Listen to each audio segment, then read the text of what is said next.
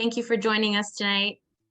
I just want to say thank you for tuning in to our Maintain Right series. Tonight, we're going to talk about the truth about plaster with Michael Shoriak of Cypress Building Conservation. My name is Anna Pernas. I'm the Director of Conservation and Education for the Preservation Resource Center.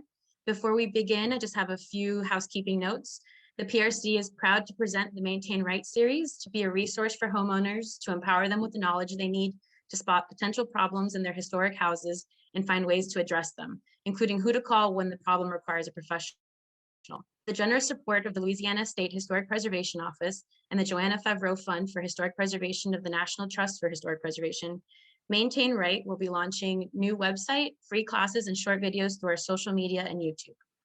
I also want to say thank you to all the members and donors of the PRC who make our work to preserve New Orleans' historic architecture, neighborhoods, and cultural identity possible.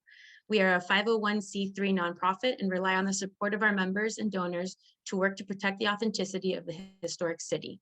Your donations fund PRC's innovative Revival Grants program, which makes free historic home repairs for low-income families in the Tremaine neighborhood, which we hope to expand into the future historic districts as well.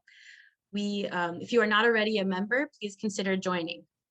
Tonight, I'm here with Michael Shoriak. Michael co-founded the Cypress Building Conservation, where he oversees all construction projects.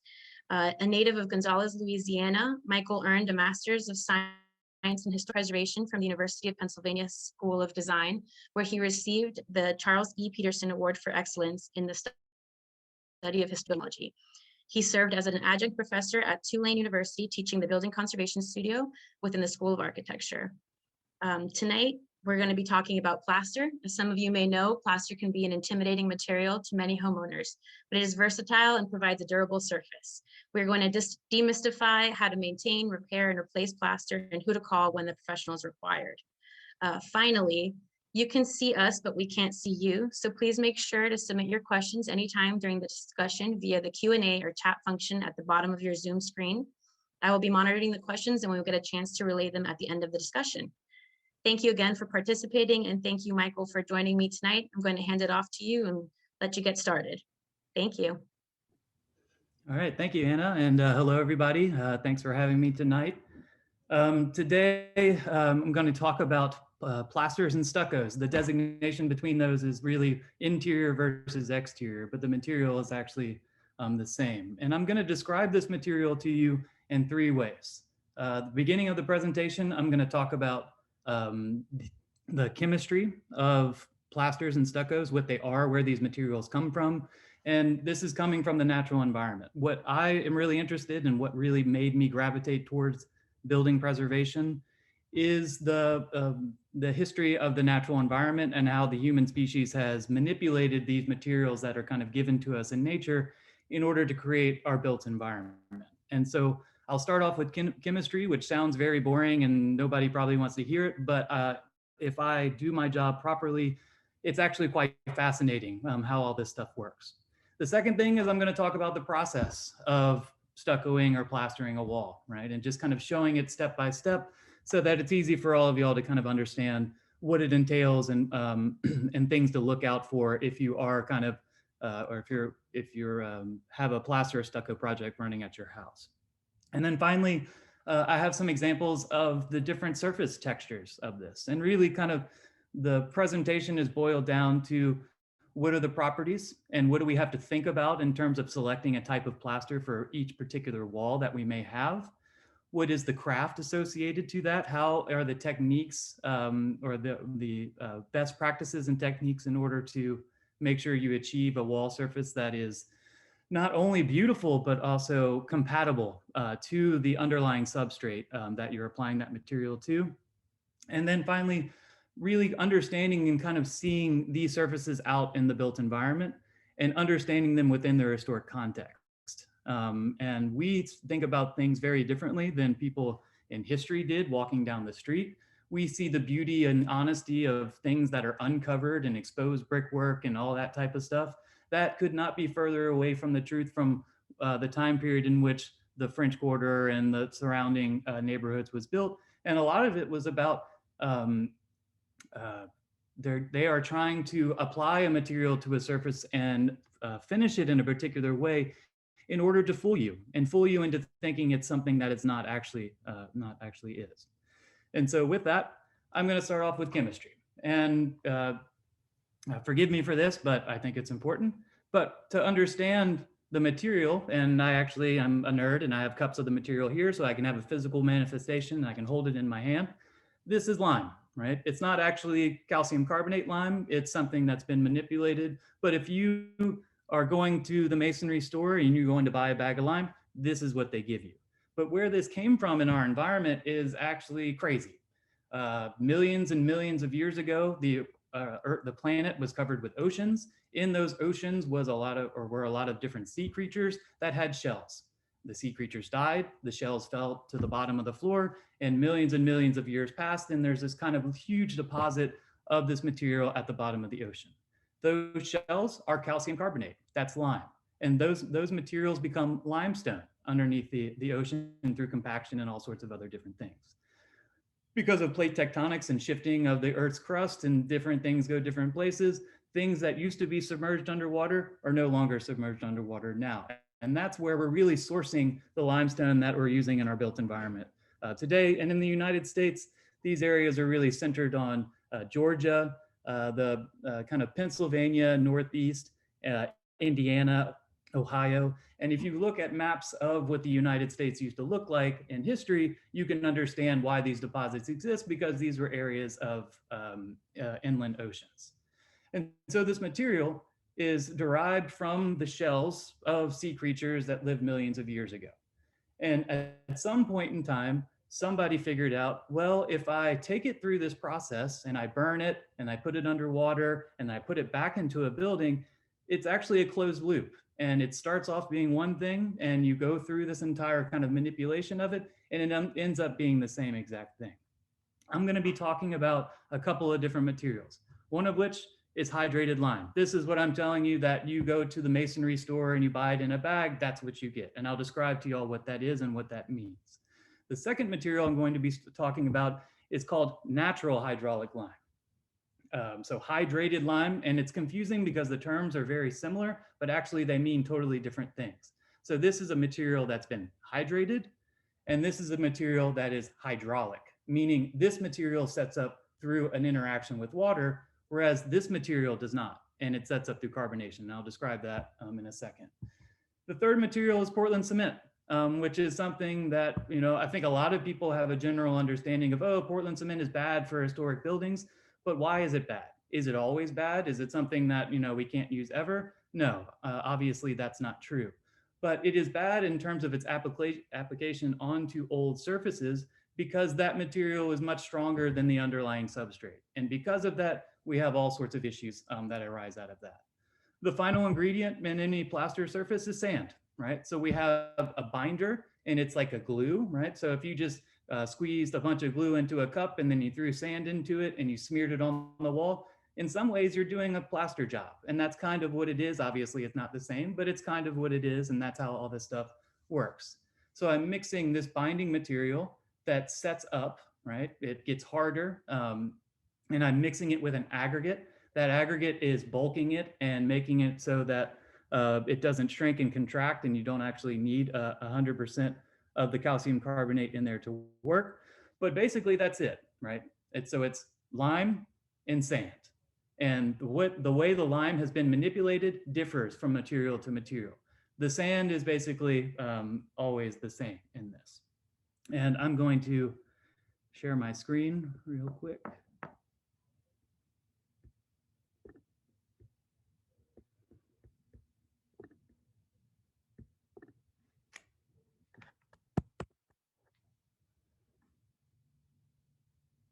And so this image I have up here, it's boring, who cares, but I'm gonna try to give it life for y'all.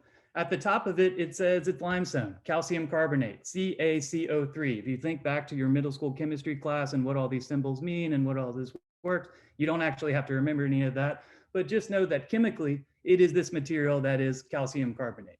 The first manipulation that takes place is you burn it. So I'm adding heat to it, and when I'm adding heat to it, I'm driving off carbon dioxide. And when I'm doing that, the material then reverts to something that is called quicklime. And quicklime is basically looks like a bunch of little rocks. And so I take the limestone that I've taken out of the mountain or the cliff face or whatever that's there, I burn it, it becomes quicklime. And then historically, that lime would be slaked. And so slack, slake, it depends on who you talk to, but basically you're submerging that material underwater in order to make it plastic. Here, they're showing two different iterations of that. One is hydration, which is something that is done in a factory, and it's a kind of modern iteration of that. And then the second one is the creation of a lime putty, which is what would have been done historically. And on a job site in a masonry building or in a wood building that's going to have a plaster interior, one of the first things that would happen is they would dig a big pit, they would take all the lime, and they would put it underneath the water, right? And from that, you're adding H2O back into it. When I take that material and I put it back on the wall, the water evaporates out of it, and the material does not set up through its interaction with water at all. The only thing that water does in this scenario is gives it plasticity, right? And so all the kind of building materials and modern, historic, it doesn't matter, have this main property of it can become plastic, and I can shape it and mold it and create all these different shapes and surfaces with it. And after a certain period of time, it then becomes rigid again. Think about concrete, think about paint finishes, think about the molding of bricks. All of this is based on this same principle. But the other thing that's happening right here, so I put the lime or the stucco or plaster on the wall, and how it's really setting up is through carbonation, right? And so we think about things as, well, if you add water to it, it's going to set up hard. That is not true. That's not how it works. It actually is the water makes it plastic, and so I can apply it to a wall surface. That water evaporates out, and actually it's setting up through its interaction with carbon dioxide that's in our air. And because of that, it takes a very long time to achieve an initial set. And the initial set of a lime, stucco, and plaster is 28 days, right? That's all the kind of chemistry stuff I really want to get into as it relates to the chemical reaction of the lime cycle. But if you take a step back and understand what this is, and with an environmental context, and kind of thinking about using preservation and using historic buildings and our predecessors and ancestors' understanding of these materials, and think about the impact on our environment that we're doing today, well, this is actually a closed system. And so this burning and creation of carbon dioxide in the beginning, ultimately, when you get back to around the end of the circle, that carbon dioxide is reabsorbed into the material at the end. Another interesting thing is it started off as limestone that was underneath the ground, and it ends up being chemically exactly the same thing, which I think is something that people don't really realize with that. And so this is all kind of complicated and seems like whatever, but basically you take limestone, you burn it, you put it underneath water, you put it on the wall, and all the way around the circle, chemically, it transfers back into the same exact thing. We can talk about the differences between lime-based plasters and stuccos and Portland cement plasters and stuccos, but really the materials within them are exactly the same. The difference is the temperature at which this burning happens in Portland cements. And so with that, the Portland cement and the concrete industry is the #2 source of pollution on our planet today. But lime is actually the other side of that. And so considerations that we have for using materials within our built environment, one, the properties of it, and what are the properties of the substrate that I'm going to apply this surface to, and I'll talk about that in a second. The environmental impact, right? So James Marston Fitch talks about embodied energy. How much energy did it take to bring something out, and it goes into a building, it carries that with its life cycle. Well, historic lime-based materials are good in this sense, and Portland cement things are not, just kind of as a general thing. And to understand really what I'm talking about here, we kind of have to go quickly through a history of lime and what that means. So for all history, all buildings were created using masonry buildings, created using lime and sand for their mortars in order to stack them. And people think and hear about, oh, well, you know, the Romans invented concrete. That's not true. The Romans didn't invent concrete. What the Romans invented were pozzolans, which means they mined specific types of ash on Mount Vesuvius. They mixed it with lime. And when they mixed it with lime, they changed its properties and they made it so that it could set up hydraulically. And I talk about this material here, hydraulic lime, natural hydraulic lime, and hydrated lime. Well, they actually created this material, but it wasn't natural. They did it and they mixed it themselves. All that was forgotten. We have the kind of Middle Ages, the technology with which to create a mortar material or stucco material that sets up through its interaction with water was lost. Up until about the 1750s, when a guy who was trying to build a lighthouse on the coast of the British islands, and the lighthouse kept getting knocked over again and again and again. So he searched for a material that could withstand that. And what he rediscovered were natural hydraulic limes. And when I'm talking about that, I'm talking about this at the top of this chart here, calcium carbonate. But inside of that, or mixed in with it, are these other materials, aluminum, silica, and ferrous kind of metals that are to a lesser degree within that mix. And when all those things are together and you burn them together, it creates this material that sets up hydraulically. And when we're talking about buildings in New Orleans, masonry load-bearing buildings, we need a material that can interact with water and not fall off the wall surface. And I'll talk about natural hydraulic limes a lot. Portland cement, the thing that we think that's all, pour concrete everywhere, build concrete buildings. It's great. It's an amazing modern material. It wasn't invented until the 1820s, and it wasn't in existence in the United States or being manufactured in the United States until the 1870s. So most buildings in the French Quarter, a lot of buildings in the outlying neighborhoods, none of these things were built with Portland cement. And the main distinction between historic building materials, when we're talking about limes and stuccos and bricks and everything like that, is that in general, the historic ones are softer, they're weaker, they are more plastic, they're more irregular because we don't have large scale manufacturing and that type of thing. And that defines what those materials are in a very general way. Modern materials, on the other hand, are harder. And because they're harder, they're more brittle. They are not water vapor permeable, which is a very important property to think about with stuccos and plasters. And it's actually the opposite. The two are opposites to each other.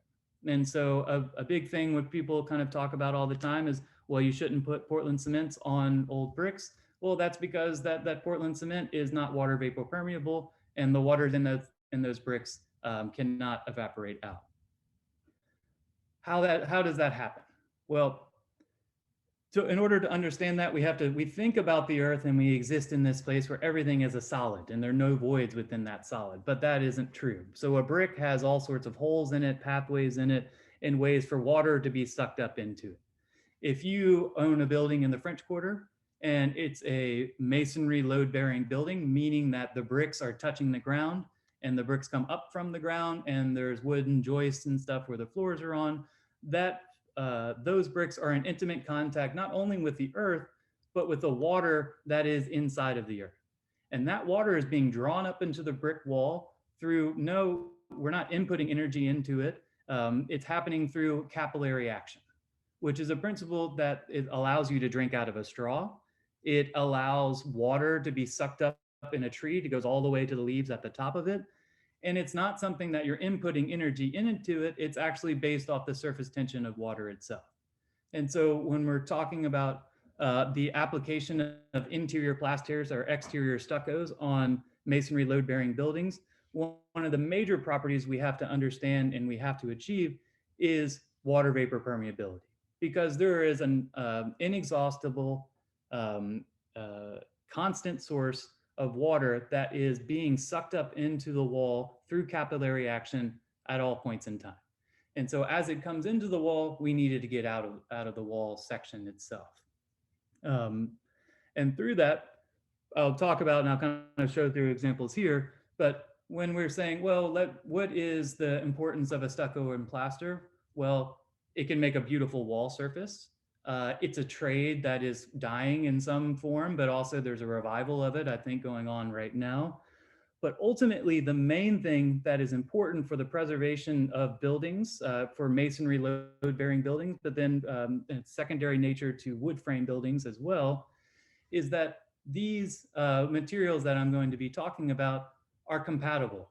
And they're compatible in the sense that historic building materials, the bricks and all this other stuff that old buildings are built out of, are very porous and they're very soft and they allow water to move through them. And so that the stuccos and plasters that we're going to cover them with also have to have those properties in order for them to work properly. And so whether or not that means anything to y'all or I'm confusing you, I'm not sure, but hopefully by the end of it, I'll come all the way back around to it. But when we're talking about how they used to build a building historically, well, it was lime and sand and they put it into the building and they could take the 28-day set time. And the city itself was actually very different.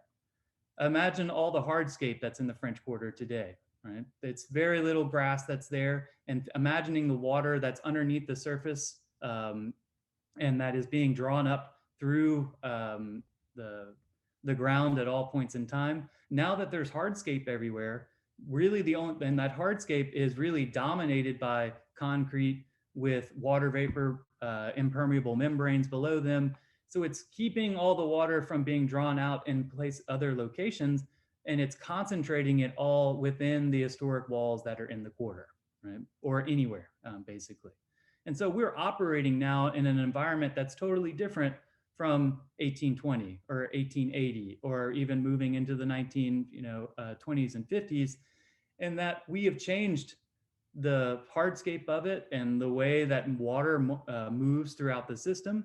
And because of that, we can't actually use only lime and sand in order to create plasters. We have to use a material that has, yes, the lime, calcium carbonate, and the sand, but it also has to have a material that sets up through its interaction with water. And that's where I'm talking about natural hydraulic limes with that. Okay. So different applications of plaster, right? If you're watching this and you're trying to understand what you should do for your building, the first question you have to ask yourself is, well, what type of building is it? Is it a masonry load-bearing building or is it a wood frame building? And the distinction between those is important because as I was just describing, masonry load-bearing building, it's a brick wall, it's sitting on the ground, water's being sucked up into it, that water's got to evaporate out of the wall section. We need a compatible material applied to that that allows that moisture to get out, right? When a wood frame building, it's actually not the same thing, right? And so when we're talking about, well, you shouldn't use Portland cements and you shouldn't do all this, wood frame building, you have more latitude with that. And really the kind of, at that point when you're making a selection and you're trying to do something that's historically appropriate, then the argument comes down to more environmental things and other stuff and understanding what people were doing at the time of the construction of that building. But the principle of this is that it doesn't all happen in one pass, right? And if you are going to plaster in a wood frame building, you're going to be putting it on, or the plasters that are in your house right now are on one of two things. Wooden lath, which is this example on the left-hand side, I think, with over here with the wooden lath running horizontally. And this is, we're actually seeing the keys that have been pushed through that lath that are holding it onto the structure. And here we're actually seeing it but from behind. Here on this other picture is a plaster that is done on expanded metal lath. This is something that was invented in the 1880s and 90s. And it's what is used even up until this day. But the principle of expanded metal lath is the same as the wooden lath. And that is that it is providing a key so that the plaster can stay on the wall, right? If you imagine sticking one material onto another material on that surface, if those two materials are smooth, you're gonna have a very hard time making them adhere to each other. And so in order to make them stick, you have to do it on multiple coats. And each one of those coats is being manipulated so that it is achieving a specific task. Those three coats are illustrated on this picture over here. So here we have the metal lath, which is the backing, and that's where you're gonna push the scratch coat into. That's this first layer right here, and we can kind of see it sticking out. And the scratch coat is called the scratch coat because, one, you're pushing it, either if you're using wooden lath or expanded metal lath, you're pushing the material into the spaces between the wood slats or into the spaces inside the metal lath in order to form a key within it, an actual physical key that is holding the plaster on the wall. And really, that is the only purpose of the scratch coat. It's called the scratch coat because after you're done pushing it into the lath and forming that physical key, you scratch it all up. And you're scratching it up with a tool that I always say it looks like in an old music class, and they like draw out the lines for doing the musical notes and stuff like that. It looks pretty much like that, and it's wire, and you're just going through and you're crisscrossing in and you're roughing the whole surface up, because just as the lath is acting as something to receive a physical key from the scratch coat, those scratches on the scratch coat itself are forming the foundation and the base for the brown coat. And the brown coat is called the brown coat because in all of these different instances, the scratch, the brown, and the finish coat, kind of moving from left to right here, it's the same materials, but the difference is that you're changing the proportion of sand each time. So in the scratch coat, and you can kind of see it here, it's whiter, right? And so I have this material that's white, and then I have this material here that's brown. And so you can imagine that the scratch coat has more lime in it, right, than sand in proportion to the rest of the three-coat plaster finish. The brown coat, on the other hand, is called the brown coat because there's more sand in it. And the brown coat is really the leveling coat. And it's what you're putting on to, if you're applying it to bricks, you're leveling out the wall surface and you're building up material. It's going to be the thickest layer in the entire system. And it's the bulking layer, right? And so most of the material is within the brown coat itself. And that layer itself is only a preparatory layer for the final in the three-coat system, which is the finish layer. And in the finish layer, you actually remove all, or if not all, almost all of the aggregate from the scenario, so that you can achieve a surface that is, in some instances, can be smooth like glass, or you can finish it with the way that you leave the surface is through using a float, and you can use different types of floats in order to achieve different textures. But that finish coat, again, is the same as the brown coat and the scratch coat, the difference being that there's a different proportion of lime to sand, or lime to aggregate, and kind of the larger thing. Plaster on brick, it's very similar, right? And so if you have a brick house and you're trying to replace the stuccos on them, and your stucco contractor comes in and just knocks the old stuff off and just starts plastering right then, you should stop them right there. Because remembering what's going on with the wood frame house and the purpose of the wooden lath and the purpose of the expanded metal lath, and even thinking forward from that, why am I scratching up the scratch coat and all of this? If you're going to apply exterior stucco to a surface that is flat, you're relying on a chemical bond in order to adhere it to that wall surface. That will break down over time. But what you really want to achieve, and this is what these pictures are showing multiple things, and I'll talk about that in a second. But in order to prepare a brick wall to receive a stucco or a plaster, you have to go through and rake out the mortar joints. And the typical kind of dimensional measurement for it is twice the thickness of the mortar joint. And by raking out means I'm actually taking the mortar, and you can kind of see it here. This is a brick walls in preparation to receive an exterior stucco. This is actually from Gallier Hall. All of these joints have been routed out, and imagining what happens when you push the scratch coat into those grooves in between all the bricks, it's operating in a very similar way to wooden lath, right? And so the principle there is the same. And as you move beyond the scratch coat to the finish coat, it's the same exact thing, right? And so the substrate is what's different. And it's important to understand what substrate you're talking about, what type of building you're talking about, because that's going to direct you in a very particular way. Further to that, understanding, okay, now I know I have a brick masonry load-bearing building, and if that building was built in New Orleans before the 1880s, roughly, or maybe a little bit earlier than that, it's kind of dependent on the style of the building, and not really the style, but kind of the uh, the grandeur of it, or the selecting harder, better materials as opposed to selecting what would have been typical at that time, which most people know as the kind of soft red bricks of the city of New Orleans. Right? What this example is also showing are pitfalls of the preparation of a brick wall by people who are doing it who are either not taking their time, not paying attention, and they're just kind of going through and doing this improperly.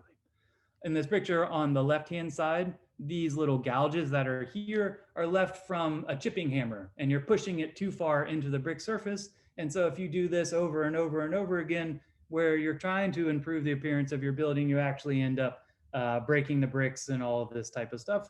And ultimately, the brick material itself is the thing you never want to replace. You want to replace the stucco, you want to replace the plasters, you want to replace the mortar. Those are all built into the system to be replaced. But the bricks themselves are the things that are to be protected. And so whether we're determining a material based on its properties and thinking, well, the brick is really soft and it's really porous, well, the mortar or the stucco or plaster that's being applied to that needs to be softer and more porous than the bricks themselves. So if you have a very soft brick, that's giving you one kind of formulation of that material. But if you have a really hard brick, well, then maybe you could use a Portland cement or maybe something else, right? So it's not one size fits all. It's not, we can't just categorically say one is good or one is bad. You have to understand your building individually and it's in context, meaning kind of what's around it, what materials it's been constructed with, how it's been treated over time. And from that, you can derive the appropriate material to put it on. This other example right here is an example of people, they're cutting out the vertical mortar joints with a grinder. And when they're doing that, they're being sloppy and they're overcutting it and cutting into the bricks, right? And these are all telltale things to watch out for when you're running a project, because one, it's damaging your building, but it's also giving you an indication of the level of care that the people doing this work are taking for it. And so when I'm talking about the scratch coat, right, we talked about preparing the brick surface. We talked about wooden lath, expanded metal lath. We're pushing the scratch coat into it, and we saw it from the reverse on that one example. Here, we're seeing the scratch coat just on the surface of it, right? This is a scratch coat that is done in natural hydraulic lime. And a way to identify this is really through its color. A 100% lime stucco or plaster is white, and the aggregate is what's changing its color. A natural hydraulic lime has the hydrated lime in it as well, but it's got these other accessory things in it. Think about the Romans, Vesuvius, all that kind of stuff that actually make it set up hydraulically. You can do this by crushing up bricks and adding it to lime, and you kind of achieve this property as well. But a distinctive characteristic of these materials is that they're browner in color. And this is something that is new to everybody and a lot of people, but I stress that it's not new at all. The Romans invented it. In the United States, there was a massive industry for the mining and creation of these materials. But what's confusing is that what they were calling them back then, they were calling them cements. And today we think about cement as only being Portland cement. But back then, materials such as Rosendale cement were used to construct the Erie Canal. They were used to build the Brooklyn Bridge. They were used to do all these massive construction projects, but they're not made of Portland cement because all those things were built before 1871 in the United States. They're actually natural hydraulic limes. They're just going by a different name, right? And so these materials aren't new. They're old. It's just that Portland cement came into the market and dominated it because it's an amazing material in terms of its strength, its durability, what it can achieve, and what is kind of forcing this, forcing going back to understanding what was done before is this issue of compatibility, the issue of working on historic buildings and using the right materials on those buildings. And from that, we have to learn from what people were doing before Portland cement was invented, right? And so here, the scratch coat, all these little wavy lines that you're seeing vertically moving on there are being put there so that they can receive the brown coat. Here, I'm showing the next two steps. On the left-hand side here, you can look vertically. There's actually little pieces of wood that have been embedded into the scratch coat that are going to help the plasterer level out the wall surface. And so from between these two wood surfaces, it's what's called a rod, and it's basically a long flat trowel that a plasterer will start at the bottom of the wall and apply all their material onto it and use those wooden screeds, they're called screeds in this situation, to put the rod onto to pull it up and level out the wall surface. So screeding is when you're kind of making it so that you can achieve a level surface, and it's giving you a reference point from wall section to wall section so that that can happen. Here we're seeing the brown coat going over the plaster coat, or I'm sorry, over the scratch coat. And again, that brown coat is the bulking coat. It's the leveling coat, and it's called the brown coat because it's got more sand in it. Because really what you're trying to do is get material on the surface and achieve the final surface, not the surface finish, the surface that you're going to apply the finish to. Then the brown coat is really kind of, it's smooth, right? And you could see something that's up to the brown coat and think, oh, that's a nice looking wall surface that's there. But still there's one left. And this material can be pigmented or it can be unpigmented. So on an interior of a building, we think about plasters as being white. That's because the material that they're made out of is white. And the finishing plaster that goes on there, actually there is no aggregate in it. So there's nothing to make it brown in that situation. But you can also pigment it with basically any color that you would want. And doing that, these are pigmented stuccos, which in our research and other projects, which I'll show in a second, they were a big part of what the French Quarter was and what it looked like at that point in time. The final coat is the finish coat. And the color is inherent to it. And when you think about the way that lime actually sets up, it's a crystal. And think about a bunch of crystals all compacted together. Air and water can still move through it, right? But it's achieving that surface. And it's important to recognize and remember that, okay, we did all this, we put compatible materials onto the wall that maintain water vapor permeability because we know that there's capillary action bringing water out of the ground into the bricks, and the material that we put onto it has to allow that water to get out. But if you do all this and you paint it with a latex paint, you have messed up the whole system, right? Because paints in and of themselves, or oil-based paints, latex paints, modern paints, elastomeric paints, they form a film on the surface, and that film is impermeable to water. There are other alternatives, lime washes, which is basically just a very watered down stucco or plaster, still maintain water vapor permeability, and then also pigmenting the stucco itself is a good way to kind of make sure that that doesn't happen. So what's going on here? And we can't really separate the kind of mortar between the bricks with the stucco that's being applied to the bricks. But here are examples of what's going on when I have a material within the mortar joint that is stronger and less permeable than the bricks themselves. These are soft New Orleans bricks, but the skins of them have fallen off. And it's because water is coming up through these walls through capillary action. It's trying to get out of the wall section. Because these mortars are so hard, it can't go through there, it goes through the bricks. And that evaporation happening at the brick is causing all of this damage, right? This can be happening in a wall surface that has no stucco or has no plaster to it, but this is a visual illustration of what's going on and what's happening wrong. Other types of deterioration on interior and exterior surfaces, well, it stays saturated for too long and there's no hydraulic component to this. That's the example here on this wall section that was done with only hydrated lime and sand.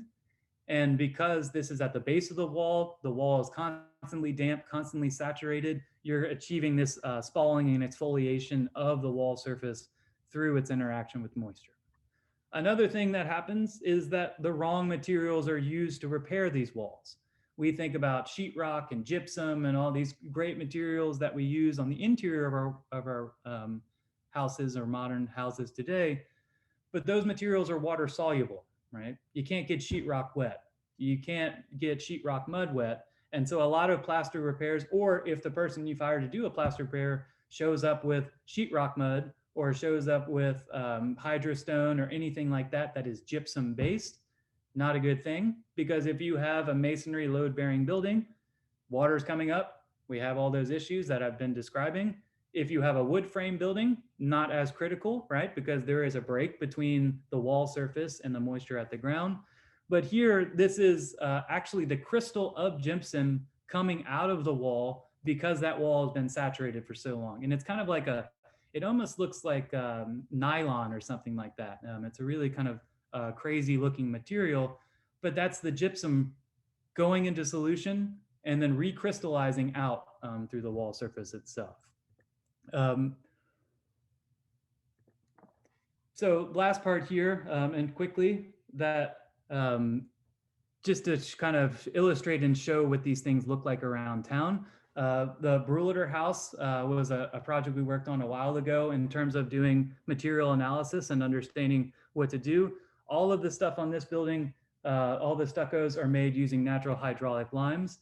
And these are based, and the color is based off of fragments of the original 1816 stucco that was found during the demolition portion of that building. And if you look at this material and you understand the variation in the surface and that it's not homogeneous, it's not something that's made in a factory, and it's not, the pigment is in it, right? So you're not creating the surface and painting over that. And so you get this variation. And that variation also carries through when it changes moisture content. So if it's a rainy day and there's a lot of water in the ground and it's coming up, that's going to create a darker surface as well. Gallier Hall, most people recognize it as being this giant marble kind of temple that's sitting at Lafayette Square in New Orleans. And the front, yes, is this large masonry temple front. But the rest of that building is actually stucco that has been scored in order to imitate that marble. And if you look closely at that building, you can see that those score lines and jointing are actually just done in the plaster surface, and they're using decorative elements in order to fool you into thinking that the whole building is marble when in fact it is not. And this is something that happens all the time. And if you look closely around the French Quarter, you can see all these score joints and all these plastered buildings. And what they're trying to represent is a masonry load bearing building when you're existing in New Orleans where we have no masonry, right? There's no rocks you can dig up to build a building with that are here. The Beauregard Kai's house, another representation of a scored stucco front, but this one was done recently and it's been re-granitized in order to kind of imitate granite, right? So we have this plastic material in lime-based stuccos and plasters that is compatible with a brick wall surface. And historically what they would do is they would put it on the surface of the building and score it and make it look like granite, make it look like sandstone, make it look like marble, make it look like all sorts of different things. And kind of going back and recreating and understanding what the built environment would have looked like back then. We should recognize that. But then also there's a crew involved in this. And this is my last slide here, but it's something that I think is important to realize that the city of New Orleans has people in it who have been doing this for their entire lives, and their dads did it their entire lives, and their grandfathers did it their entire lives. And so this crew, led by Roy right here, has been doing, they live and breathe this stuff. And the kind of choosing between a drywall or a stucco or a plaster or whatever, really thinking about the trade and the craft and the handed down nature of what this stuff is, and existing in this city and the way buildings were looked like when they were constructed, that craft still exists. And it's still something to really cherish. And it's also something that's important to preserve for future generations so that we don't lose this again as has happened before. And so with that whirlwind tour as to what this material is and how it works, I'll leave it there. And any questions? All right. Thank you, Michael. I think you gave us a nice rundown of the history. If you want to leave the presentation up, I think some people were asking questions regarding some of the slides you had. One of the ones being that picture with the grout removed from the brick.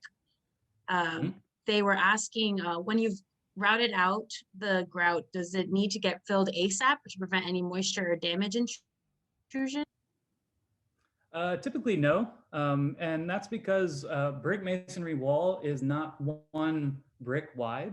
And so when you're looking at a wall surface, it's usually 3 bricks, 4 bricks, you know, any kind of denomination of that. And so when the joints are raked out, you don't have to immediately cover them up. And actually, if you're removing incompatible materials, so these walls were all pointed with Portland cements, it's actually best to leave them open for a while in order to let that water and moisture that's been entrapped within the wall section evaporate out of it. All right, and we actually had a question regarding a homeowner. They have here, we have a carriage house whose backside was stuccoed in a Portland cement based product years ago. It is partially crumbling off and moisture is coming through the walls.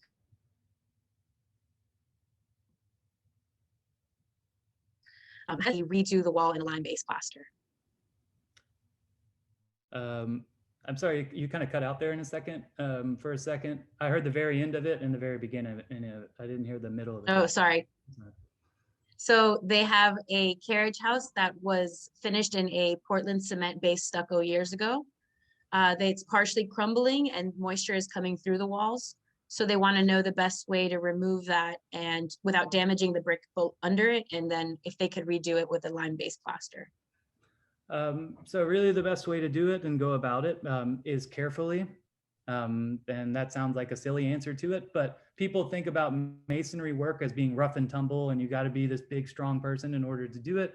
But it's actually extremely detailed. And so the person that's removing the material from the wall surface is using a chipping hammer or they're using a hammer, right? And they're using that chipping hammer in the mortar joint so that if they mess up and they push too far, they actually just go into the joint itself and not damage the brick. To cut out the mortar of it, you can use a grinder, right? And you're kind of moving that grinder. This is an illustration of, well, you shouldn't do it vertically because you'll mess it up. But typically somebody that's skilled and is taking their time and doing it carefully can do all of this without damaging the bricks to a certain extent. There's always going to be damage associated to it and associated to removing a Portland cement from a brick masonry wall. But that damage, replacing a couple bricks because the damage happens because the Portland cement is so much stronger than the brick itself. And so that when you're removing that material, you're actually pulling off the face of the brick. That bond between those two things is stronger than the bond between the materials and the brick itself. And so there's going to be residual damage no matter what. However, that's not the end of the world. And that increased texture, it somewhat helps what I'm talking about, the physical keying and bonding with it. But I can't think of a wall that has been covered in Portland cement that could not be fixed. And when we're talking about fix, we're talking about reverting the system back to a scenario in which the bricks are the hardest thing and the mortars and stuccos and everything are the softer thing. And that is preserving the bricks themselves. Right. So you definitely don't want to use any like big power tools to try to get that Portland cement off the building. A mild sized chipping hammer, which is a big power tool in the end, and you can do all sorts of damage with it. It's just a matter of the skill of the people doing it. And I'm kind of using these images right here to show what happens when that person is not paying attention to it. And this is the type of negatives that can happen with that. And that's just about finding the right people to do the work. But it should be reversed because that issue with the Portland cement being applied to it is never going to go away otherwise. Right. So they are best replacing that with a lime-based plaster once that's been removed. Yes. And natural hydraulic lime. So the hydrated lime that you buy at the mason's place, if we just were to put that on the wall, it wouldn't work. It would fall off of it. And the material that's out there that is compatible in terms of its properties, but also can set up through water is this thing that's called natural hydraulic lime. And that's the Romans and that's Erie Canal. And today it's being used on historic buildings because it has the properties that we've been kind of describing that make it compatible. All right. And so I have a couple questions for interior plaster. One person was asking, how thick is a finished plaster wall? It can vary. The scratch coat can be anywhere between 1/8 and 1/4 of an inch. The brown coat is usually a half an inch, and the finished coat is typically 1/8 to 1/4. So ultimately, you're operating somewhere between 3/4 of an inch and 1 inch when you add all those coats up together. And if you're putting lath and stuff like that, that adds as well. But I would say roughly between 3/4 of an inch and 1 inch. And then we have one other question on interior. What's the best way to repair minor cracks in an interior plaster wall from the house shifting over time? It depends on the size of the crack. And so if it's really, really hairline and really small, doing something like a lime wash, which again is the same material, it's just really watered down. And imagine trying to get something into that crack, it's got to be able to be sucked into it in order to fix it. So applying kind of a slurry to it is a way to really hairline cracks to fill that. If it's a larger thing, typically what's done is that crack is actually routed out and made larger so that you can properly prepare it to receive the new material and to receive it in a way that it's keyed in to the existing plaster that's there, right? So we talked about physically keying it into the lath, but you also want to physically key in any of your repairs. And the easiest really way to do it is that this is the plaster surface here, and you want to route out the joint so that it's kind of moving up at a triangle like this. So once you push the material in, it's physically bonded in there. And once it sets, it actually can't come out. But the way to fix a larger crack is actually to make the crack bigger, because imagine just putting a small amount of material on a large surface, it's never gonna last in that way.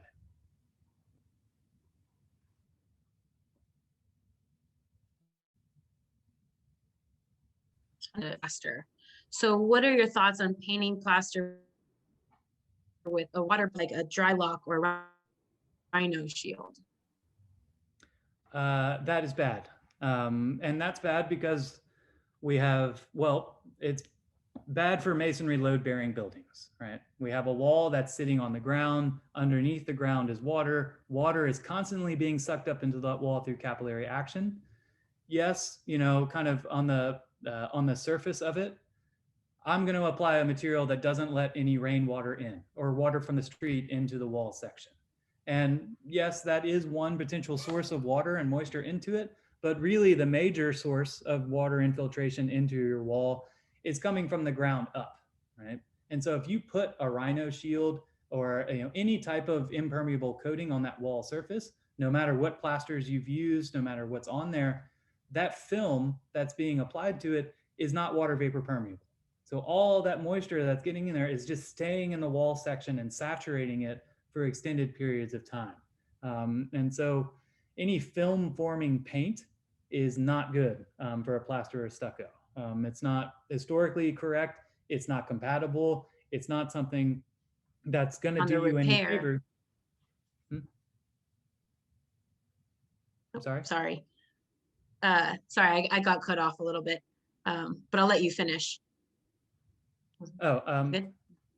We just want to maintain the water vapor permeability, right? Because we know now that water is not just coming from the rain, it's coming from underneath the surface.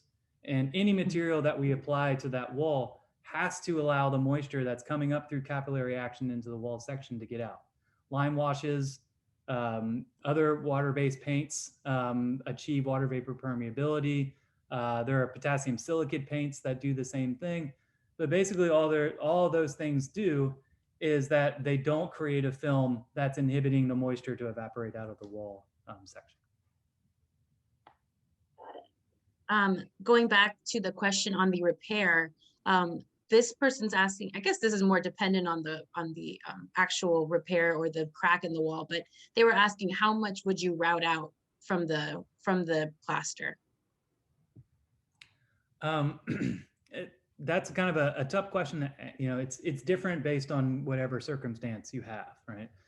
You know how much to route out because you are trying to get to sound material. And so if there's a crack and you touch the crack and other pieces are falling off, obviously you want to get all that stuff out of there before you're putting this material onto it. An actual size of it, however, it's dependent on what's going on in that particular wall section. But, if the crack is the size of a pin or something like that, you would route it out probably twice the size of that. But that's only if that material around it is sound. And so really, you're preparing it for the repair material that you're going to be applying, but also in the repair, you're trying to remove all the deteriorated stuff that may have not cracked off your wall yet.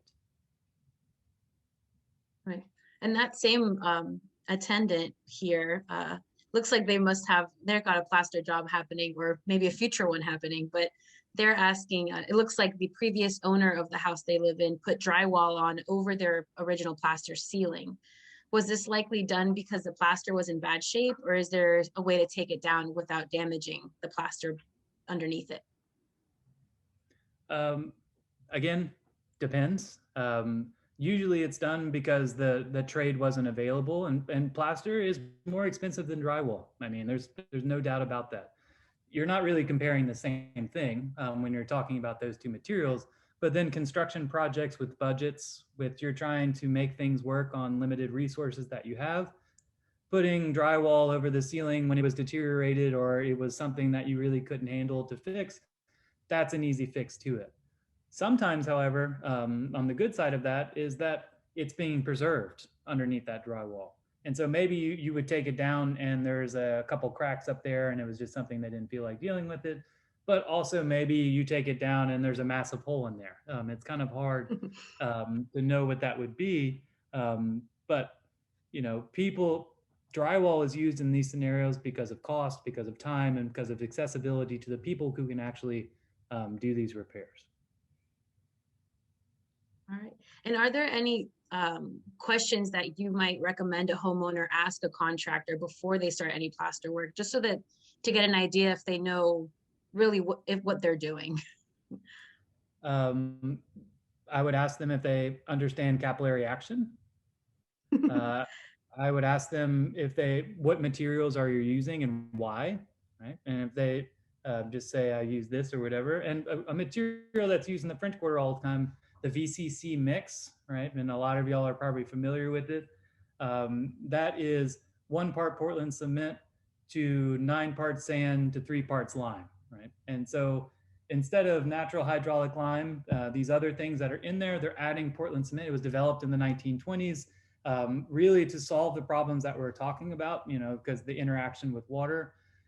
But the issue with that is that Portland cement is not water vapor permeable, and the mixes themselves and the pre-bags, there's a lot of variation from one to the next, and it's hard to know how much is in one or how much is in the other.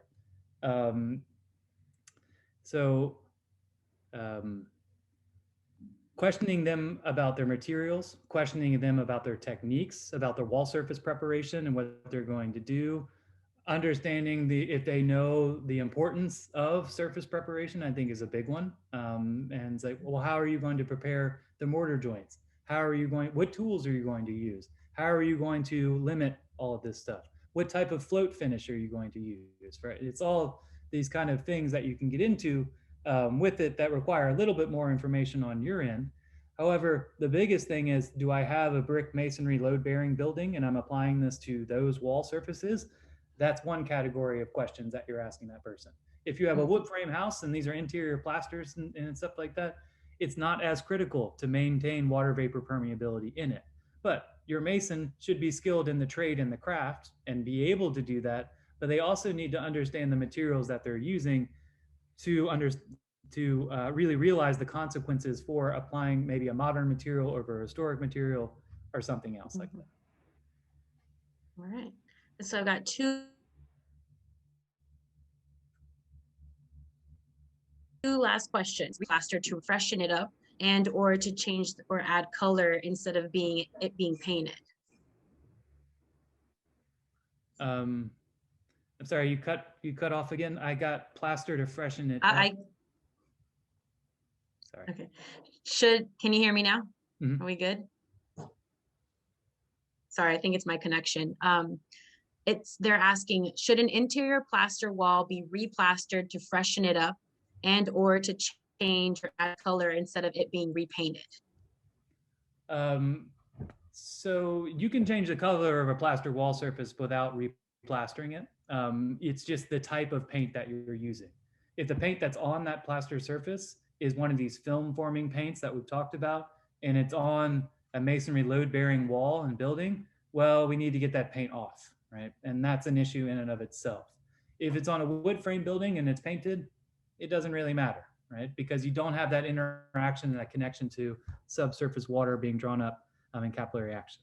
To change the color of a wall surface, you just need to use the compatible paint, right?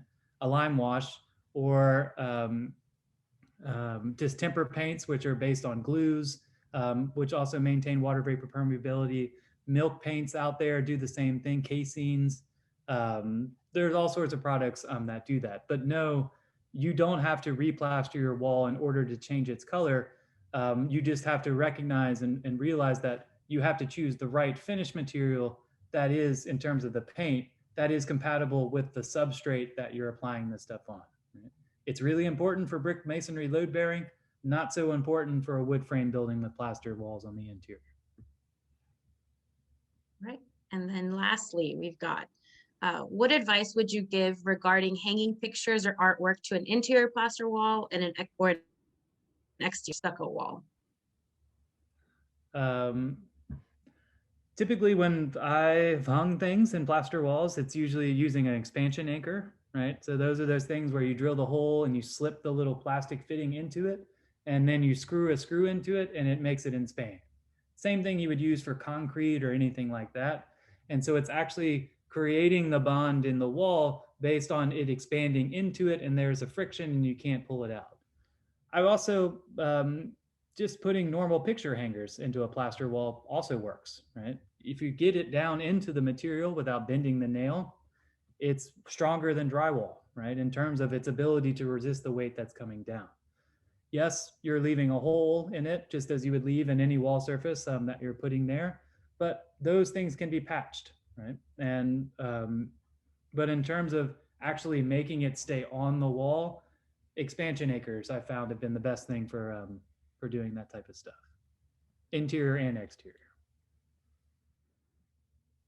Right. We have just one comment that this has been great, and thank you so much for the great information from one attendant. So I just want to end with that and say thank you, Michael, for the great information you've given and shared with us tonight. And everybody have a good night and enjoy their evening.